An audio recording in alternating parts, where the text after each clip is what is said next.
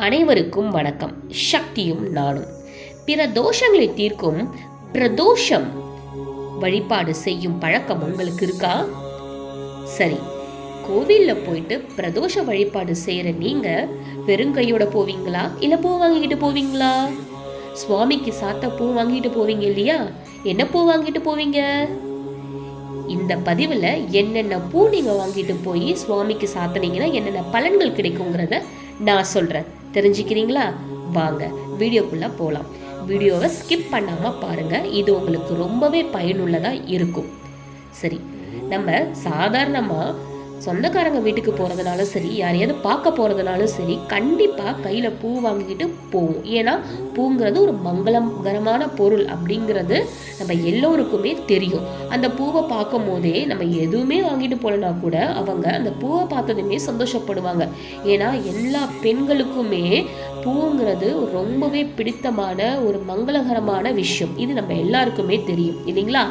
சரி, இப்போ என்னென்ன பூ நம்ம பிரதோஷ தினத்தன்று சிவபெருமானுக்கு சாத்தினா என்னென்ன பலன்கள் கிடைக்குங்கிறத நம்ம பார்க்கலாம். முதல்ல முல்லைப்பூ. நீங்க முல்லைப்பூவை வாங்கிட்டு போய் பிரதோஷ தினத்தன்று சுவாமிக்கு சாத்தினீங்கன்னா உங்களுக்கு கடன் தொல்லை விலகும். கடன் பிரச்சனையிலிருந்து நீங்க விலகணும் அப்படின்னா நீங்க கொண்டு போக வேண்டிய பூ முல்லைப்பூ. இந்த முல்லைப்பூவை நீங்க உங்க கையாலேயே கட்டி கொண்டு போறதுங்கிறது ரொம்பவும் உத்தமம். அன்னைக்கு பிரதோஷம் அன்னைக்கு தலைக்கு குளிச்சுட்டு சுத்தபத்தமாக முல்லைப்பூவை வாங்கி உங்கள் கையாலேயே கட்டும் போது உங்கள் கஷ்டத்தை சொல்லிக்கிட்டே கட்டுங்க. அந்த சுவாமிக்கு அந்த பூவை போடும்போது உங்களோட கஷ்டம் எல்லாமே அவர் உணர்வார். அதனால தான் நீங்கள் கட்டும் போதே சொல்லிக்கிட்டு கட்டுங்கன்னு சொல்கிறது. ஸோ கடன் விலகணும், கடன் பிரச்சனை தீரணும் அப்படின்னா முல்லைப்பூவை நீங்கள் சிவபெருமானுக்கு பிரதோஷ தினத்தன்று சாத்தணும். அடுத்து கடன் தொல்லை நீங்கிருச்சு, பணம் வரணும், பண வரவு இருக்கணும். அதுக்கு என்ன செய்யணும்? செம்பருத்தி பூ.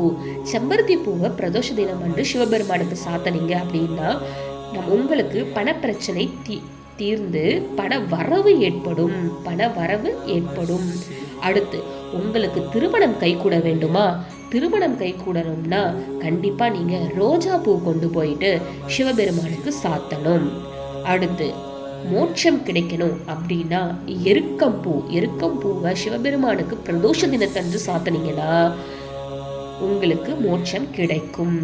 அடுத்து ஐஸ்வர்யம் தரணும்னா தாமரை பூ. தாமரை லக்ஷ்மி அம்மாவுடைய மலர். லக்ஷ்மி தாயோருடைய மலரான தாமரை பூவை சிவபெருமானுக்கு பிரதோஷ தினத்தன்று சாத்தினீங்கன்னா ஐஸ்வர்யம் கிடைக்கும். அடுத்து தொழிலில் வெற்றி பெறணும் அப்படின்னா தும்பைப்பூ. தும்பைப்பூவை பிரதோஷ தினத்தன்று சிவபெருமானுக்கு சாத்தினீங்கன்னா உங்களுக்கு தொழிலில் வெற்றி கிடைக்கும். வெற்றிக்கு அறிகுறி, வெற்றிக்கு உகந்த மலர் தும்பை தான், தும்பைப்பூ. எனவே தும்பையை சாத்தினீங்கனாலே எல்லாத்துலேயுமே தொழிலில் மட்டும் இல்லைங்க, தேர்வுலலாம் கூடயே வெற்றி பெறணும் அப்படின்னா நீங்கள் தும்பை பூவை சிவபெருமானுக்கு சாத்தலாம். அடுத்து மன அமைதி கிடைக்கணும், ரொம்ப மனசு கஷ்டமா இருக்கு, மன அமைதி கிடைக்கணும் அப்படின்னா அரளிப்பூ. அரளிப்பூவை சிவபெருமானுக்கு சாத்தினீங்கன்னா உங்களுக்கு மன அமைதி கிடைக்கும்.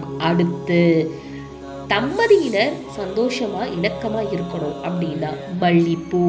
மல்லிப்பூவை சிவபெருமானுக்கு சாத்தினீங்கன்னா தம்பதியினர் ஒற்றுமையாக இருப்பார்கள். அடுத்து வறுமைகள் நீங்கணுமா, வறுமை அகல வேண்டும் என்றால் சங்குப்பூ. சங்குப்பூவை எடுத்துக்கிட்டு போயிட்டு சிவபெருமானுக்கு சாத்தினீங்கன்னா வறுமை விலகும். அடுத்து எதிரிகள் தொல்லை விலகணும்னா நமக்கு இது முக்கியம் இல்லையா? நம்ம எல்லாருக்குமே தேவையான ஒரு விஷயம். எதிரிகள் தொல்லை விலக வேண்டும் என்றால் குறிச்சிக்கோங்க, பிச்சிப்பூ. பிச்சிப்பூவை பிரதோஷ தினத்தன்று சிவபெருமானுக்கு சாத்தினீங்கன்னா எதிரிகள் தொல்லை நீங்கும். உங்களை பார்த்து எதிரிகள் ஓடி விடுவார்கள், உங்களை பார்த்தாலே ஓடிடுவாங்க. அந்த மாதிரி உங்களை நீங்கள் காப்பாற்றிக்கலாம். சரி, இப்போ தெரிஞ்சுக்கிட்டீங்களா எந்தெந்த பூவை பிரதோஷ தினத்தன்று சிவபெருமானுக்கு சாத்தினா என்னென்ன பலன்கள் கிடைக்கும்னு?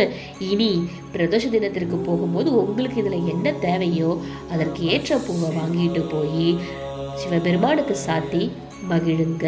உங்கள் கையால் கொடுத்து சாத்த சொல்லுங்க, அதை கண்குளிர பார்த்து மகிழுங்க. இந்த பதிவை உங்களோட ஃப்ரெண்ட்ஸ்க்கெல்லாம் ஷேர் பண்ணுங்க. நன்றி. ஓம் நம சிவாய.